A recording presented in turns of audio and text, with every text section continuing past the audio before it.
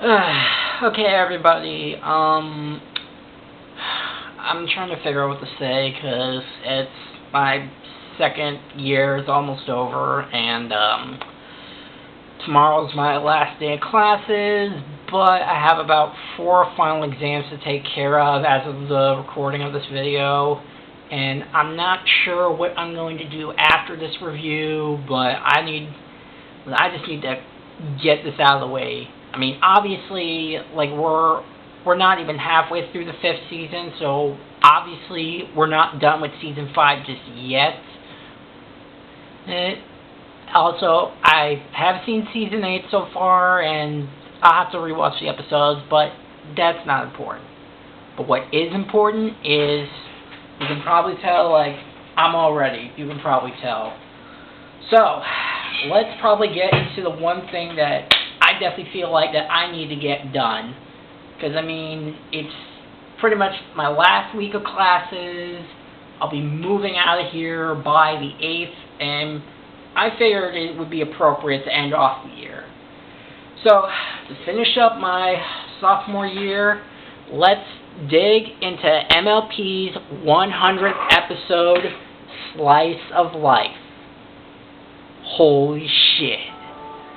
So this episode starts out with Cranky and Matilda, a pair that we haven't seen until probably since all the way back in season 2, basically looking at a scrapbook and actually preparing for their wedding. Never understand the ponies.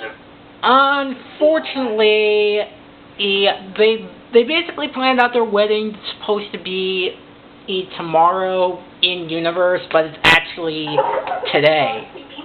I told you we should have eloped. Oh dear, the caterer, the flowers, the musicians. We've got to move it all to today. And because of one pony.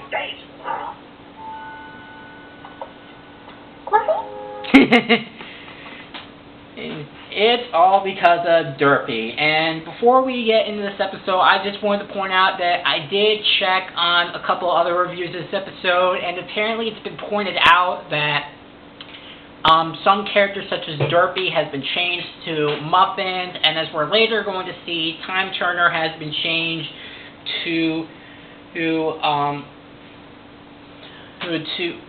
Doctor, so the creators of Doctor Who probably won't do. And while a lot of people have issue with that, it doesn't really bother me. So, in regards to only the little things, like the simple changing of the names from Muffins to Derpy to Muffins, exactly.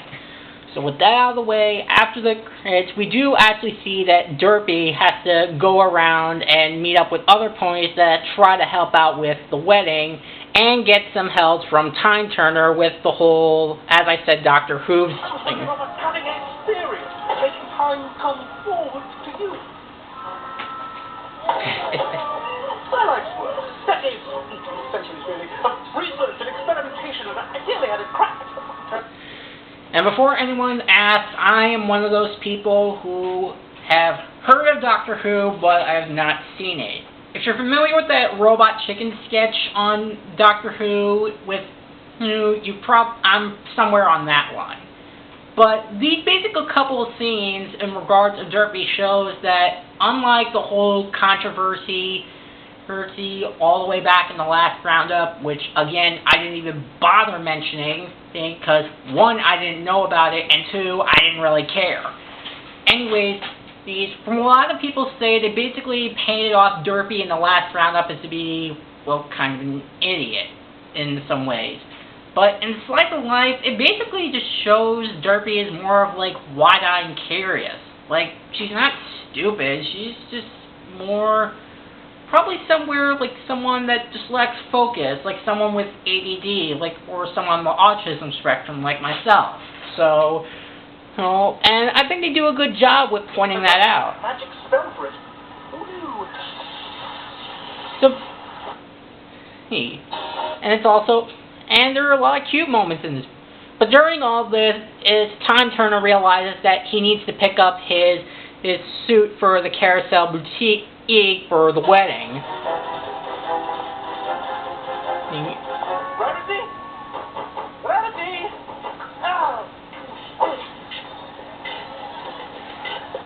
And of course, we also come across vinyl scratch as well. So obviously, I gotta get this out of the way right away because that this is MLP's 100th episode. So Slice of Life is basically an episode that has a lot of callbacks to a lot of the background ponies that are mentioned here and there and can appear in some episodes, but they aren't really explored, but are explored by the fandom, but not by the writers. But this episode is actually the writers' chance to bring the background characters into the forefront. Some people call it fan pandering, but I do not care. I lost track of time. I'm doing the beer. Forgot that the wedding is this afternoon.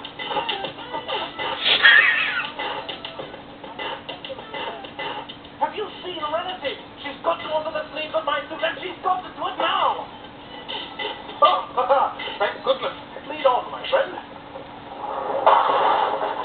And then we get to one of the more nitpicky parts because apparently in regards we go to a bowling alley where their time turner comes across a bunch of ponies that resemble the characters of Big Lebowski and has to play a bowling game. What's this word you keep using? Man. I don't know, man, but guess what? A force didn't shove, so if you roll with us, we'll alter your seat for you. So yeah, this is basically another side story that's going on. While Derpy has to go help with Cranky and Matilda's wedding to try to make things right, Time Turner has to basically roll with the Big Lebowski ponies to play their bowling game in order for them to fix their suit. And let's be honest, the scene does drag for a bit, and also we get some nice like math which is fun, but it's not. Now, even though that that the focus of this episode is focused on the background ponies. How am I meant to practice with a monster invading Ponyville? Maybe it's just a friendship problem, and then it'll all be cleared up in a half an hour or so. I hope so. Where's Pinkie Pie? I need my wedding planner! So you're probably wondering, even though that this episode has a lot of focus on the background characters, where are the main six in all this? Well, the answer is that they're fighting Panda Bee. I'm not really sure what it's qualified, but from the design of it, which I honestly find this pretty interesting, the monster is half panda bear, half bee. And I'm not sure if the MLP Wikipedia gives it an actual name, but I'm just gonna call it a pear bee or a banda or a screw it. We're just gonna call it a panda bee monster. I don't care. And basically the main six spent the majority of the episode fighting it. So it basically gives the main six something to do basically gives them a little bit of action of something to do while basically not cutting them out of the episode, not making them do nothing, but actually do something that does keep your attention. On my wedding day? Somebody's gotta help me! You know, so while Matilda is freaking out about the wedding, Derpy basically comes across the flower ponies who basically overreacted about their flowers being destroyed way back in Applebuck season. We don't even have Matilda's flowers in yet, much less arranged. Well, that's definitely a bad sign right there. This is a disaster! Okay, thanks anyway. Oh, look, girls! A broken stem on one of the zinnias! What? Oh, the horror! The horror! As I said, this episode does bring a lot of nice callbacks. A lot of those funny moments that just make me smile, and this was one of those funny moments. I just couldn't resist smiling at it. When Matilda said we needed this place ready by today... And we also come across Lyra and Bon Bon, who basically, as I know, as far as I could tell, was a staple of being one of the, basically generalized by the fan as one of the first, lesbians. With you by my side? And... I think it's some sort of bugbear. And we get this episode where it basically this next moment basically has to revolve around Bon Bon's name, which again, she's not called in the episode, but this part made me laugh. Did you say bugbear? It found me. What are you talking about, Bon Bon? My name isn't Bon Bon. It's Special Agent Sweetie Drop. I work for a super secret anti-monster agency in Camelot. Or at least I did until the bugbear went missing from Tartarus a few years back. What are you talking about? When it escaped, we had to shutter the whole agency. Every last shred of evidence of the organization's existence was destroyed. Celestia demanded complete deniability. What? It was me who captured the bugbear. I had to go deep cover here in Ponyville and assume the name Bon Bon. I never thought I would be able to track me, but now it has. Okay. I have several things I want to comment. First, this is a great way to intertwine the fandom's name with the character's real name, just making it so funny and over the top about it. Second, assuming that the bear did escape Tartarus, I guess that probably means that the honey bear probably escaped Tartarus around the same time when Twilight let Cerberus escape, and Kirik escaped Tartarus from It's About Time, but I guess the bear was probably more into hiding, and Celestia denying it? Wow. That says a lot. Are you saying our whole friendship was based on a lie? I'm sorry, Lyra. As long as it doesn't cost any extra. So, back at the bowling alley, which honestly really doesn't go anywhere, to be honest, so I'm honestly going to fast forward it, because that's one of the things that I'll admit, the bowling scene honestly didn't really add much to the story, and by the end of it, it doesn't really go anywhere, so I think the bowling scenes in this episode are probably the ones I can definitely skip. So while the main six continue to fight the bugbear, we basically cut to the spa ponies where we see Matilda trying to relax and not continue to stress about the wedding. I hope Cranky remembers to tell the musicians. I'll never get my name done in time. You must relax, my dear. We can handle anything. We won't see the ponies help during the ceremony. Oh, it's true. It's true. They really are the best. And we also get to see the sea serpent way back at the second part of the Friendship is Magic series premiere. And we also see that he grew back his mustache, so it kind of makes you wonder what happened to Rarity's old tail. Matilda, I've just got to say, I already feel like we're family. You do? Of course. I'm Stephen Magnet, Cranky's bestie. You're Stephen Magnet? Well, what'd you expect, bugbear? Cranky forever. Surely he must have told you about the time he saved me from Flash Breeze Lake. You're Stephen Magnet. Oh, I know.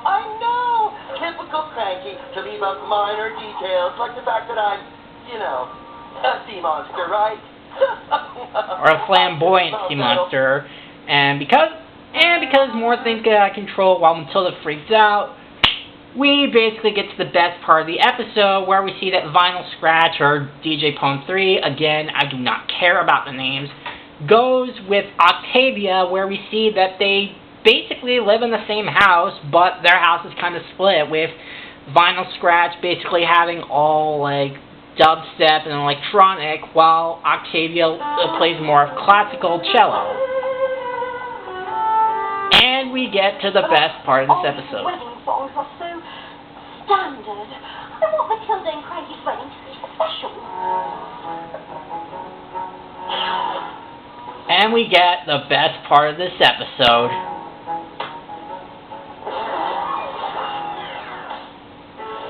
What happens next, I honestly hope Hasbro does not copyright claim me for this, because this is really a treat. What we get next is Octavia and Vinyl Scratch basically playing their best musical pieces, combining dubstep and classical music, meshing it together. And it's dubstep that doesn't suck. At first, Octavia does get annoyed by it, but she eventually grows to accept it, and we get easily some of the best animation that we've seen in a while. Thanks, but I'm not sure that's appropriate for a wedding, is it? Actually, that's great. I mean, it happened in Cadence and Shining Armor's wedding, so why not here? Alright, here we go.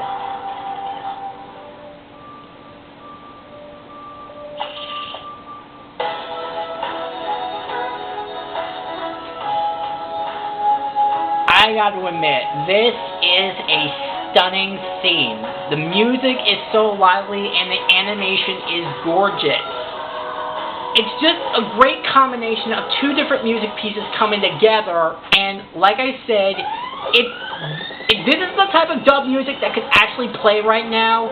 I could have a better appreciation for EDM instead of the crap that we're actually getting right now. Ow.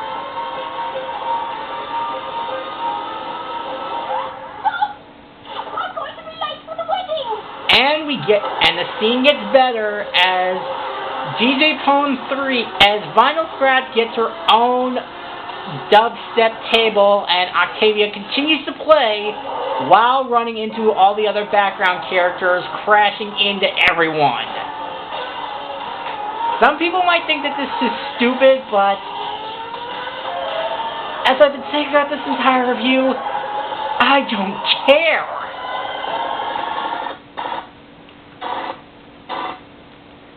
Yeah, there was also a brief moment before, which, by the way, there's another call out back to Twilight's Cane, all the way back in the Season 4 premiere. Before the table, basically, Vinyl Scratch's, DJ set crashes into the cane. If you pause for a brief moment, there's actually a clip of a bunch of guys, wearing a bunch of horse heads.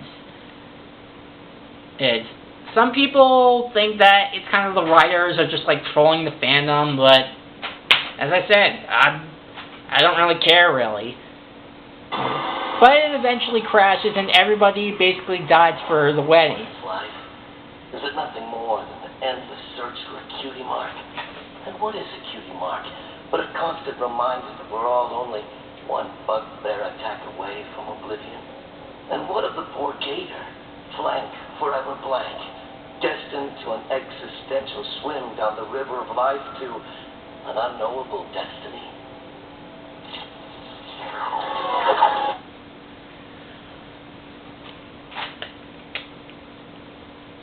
I don't really think I need to say anything about Gummy's monologue. I actually need to get a drink because sometimes when I smile so bright, my jaw hurts for whatever reason. But that is just... I need a drink.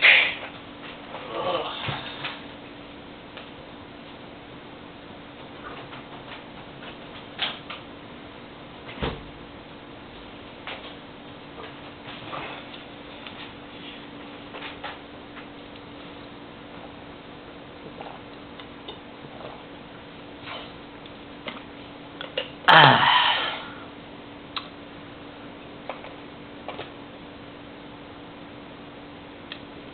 Alright, let's keep going. So basically everybody perfectly lands in their seats for the wedding, and everything turns out fine. And we also get a couple of scenes of basically Luna and Celestia acting like sisters and not like princesses. As they basically all... You left it on the counter. I thought you were bringing it. This is just wonderful. I handled the gift for Cadence and Shining Armor. You were supposed to do this one, remember? Well, we can't just come to this wedding empty-hooked. So it's nice that we actually get to see Celestia and Luna act more like sisters instead of more princesses. And the good news is, Season 7 is actually going to give us an episode like that later down the road. Just as a heads up. And speaking of Cadence and Shining Armor, they're actually at the wedding too. She always cries at weddings. Usually it's not until the wedding starts. And how much you want to bet if Twilight is going to get married and for what's left of the show, how much you want to bet at Shining Armor is going to cry? And something tells me he's also going to cry at Flurry Heart's wedding too. He's really better than flowers. Attention, every pony. Our friends have done it. They've defeated the bugbear. Which kind of makes me wonder, A, I probably skipped it, or B, if they did beat it, it makes me wonder how they managed to do it. It kind of makes me wonder if they sent it back to Tartarus or something, but... So, Lyra apologizes to Bonbon, and they become friends again. That's best friends are for. And according to the fandom, you guys are more than just best friends.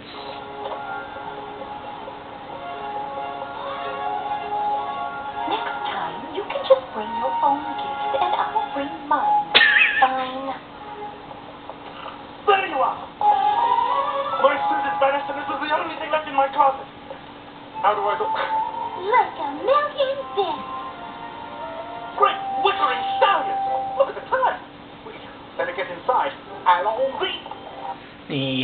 Now, some people pointed out that's kind of a reference to Doc Brown from Back to the Future instead of Doctor Who, but honestly, as I've been saying, I don't care. I can't believe I lost my hair.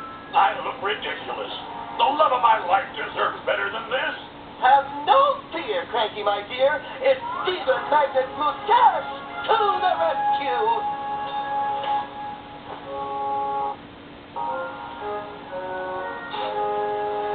Oh, thanks, buddy. Oh, no problem. Now you get in there and marry that donkey.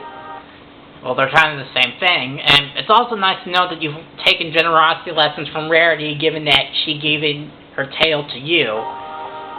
Well, is every pony here?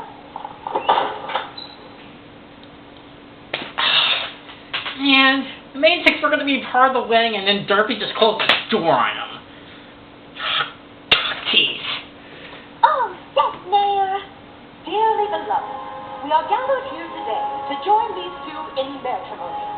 As I look around this room, I can only imagine how uncomfortable Cranky must be.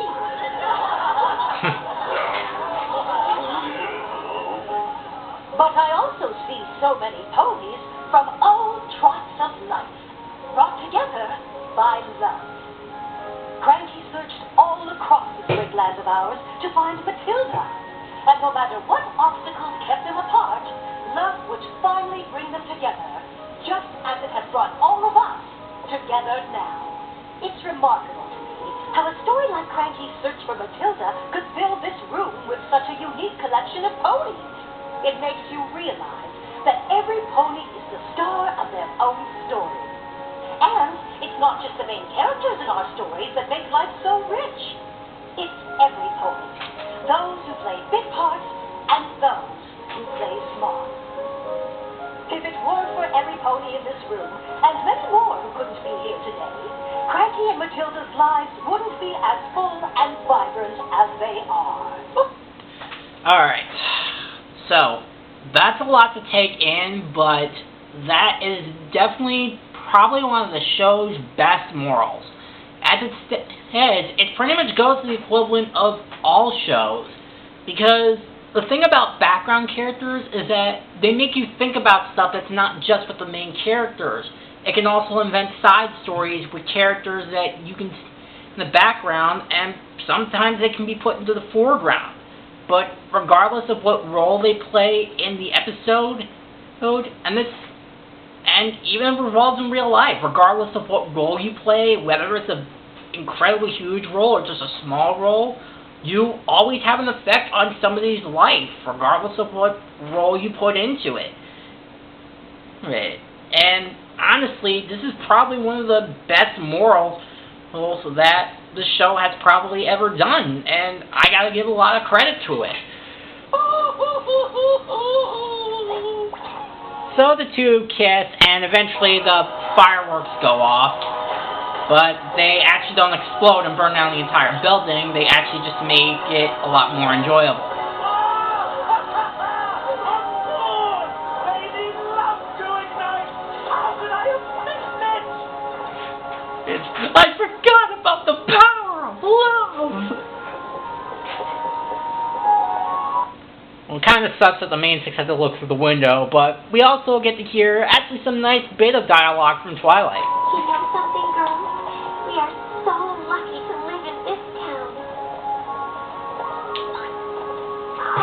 Ow! That's where the bomb there, baby. Sorry.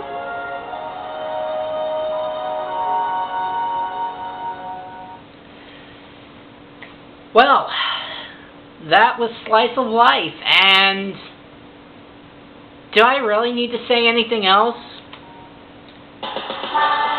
A lot of people claim that they really didn't like this episode because of its quote-unquote fan pandering, but to me, I've been saying this throughout this entire review.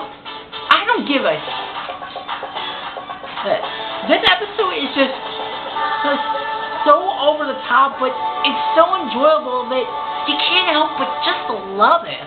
There were a lot of moments that honestly just made me smile and just fill me with joy.